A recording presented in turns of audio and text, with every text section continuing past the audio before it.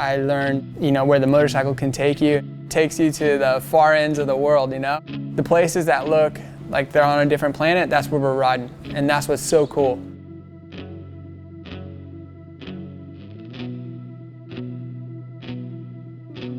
I raced motocross and supercross for 17 years. It was a dream for me, and as a kid growing up, that was the pinnacle and the center of my universe. So I was very blessed to have such a long career, and I always loved, riding motorcycles. So I started riding in the mountains in Colorado where I grew up, and I don't know, that sense of adventure.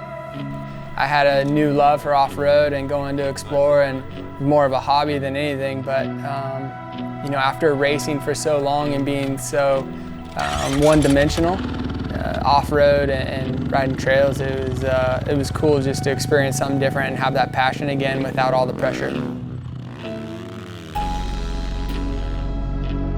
I started following Rally, and those guys, they seemed crazy, and I knew they played with fire, but what was so cool about it is it wasn't one-dimensional. With the navigating, you have to be smart with your bike, and it was day after day. It was kind of like climbing Everest for motorcycles. It's cool because it's the highest level of racing.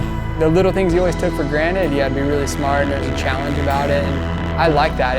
It opened my eyes, made me think of things in a different perspective. So from that, it just caught fire for me, and I didn't know if it'd be possible to ever race Rally, but it was my new hobby.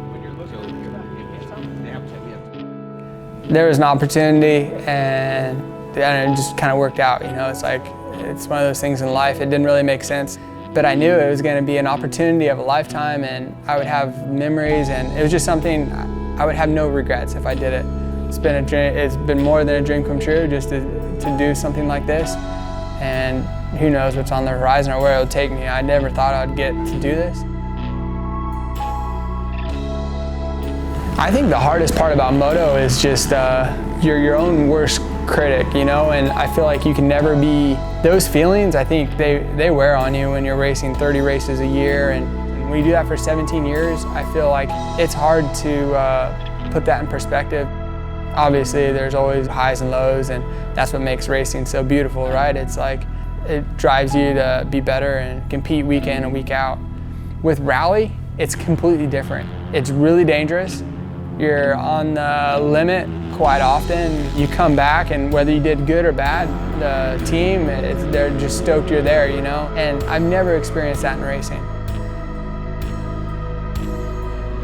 Last year in Dakar, we started on the beach and raced for 20 kilometers up it before we had our first turn, And you're going on one of these bikes, 6-gear pin, on a beach and just smashing crabs and dodging people and waves, and it's nuts, And stuff like that, you're on the edge and you're on the limit, and it's super fun, and you feel like a kid and you just smile, like you shouldn't be doing this, You're flirting with danger, and that's kind of addicting and scary, and you see the helicopter quite often, and you see the helicopter, they're not breathing, they're not moving, or they don't have feeling, so you have to accept that.